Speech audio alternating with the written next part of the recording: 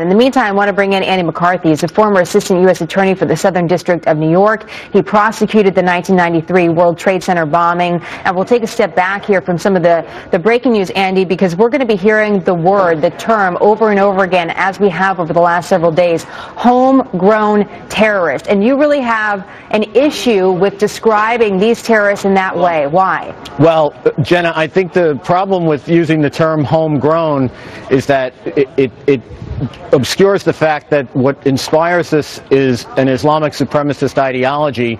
It's not the indigenous conditions in a Western country. And this particular homegrown terrorism is very peculiar if what homegrown terrorism in France means is that you get trained in Yemen. Yeah, well, good point. To those that have used the term, the two brothers, the Kouachi brothers, both of them were born in Paris.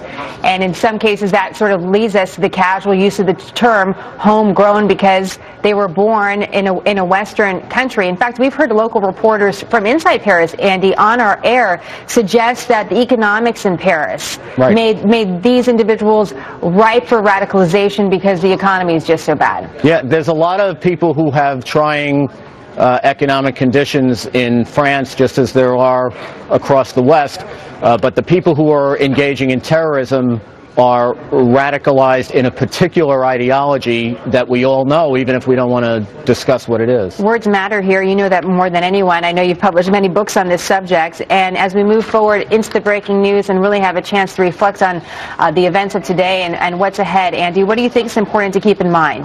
Well, the most interesting thing, I think, Jenna, about this is that notice that this was handled as a tactical military support or operation.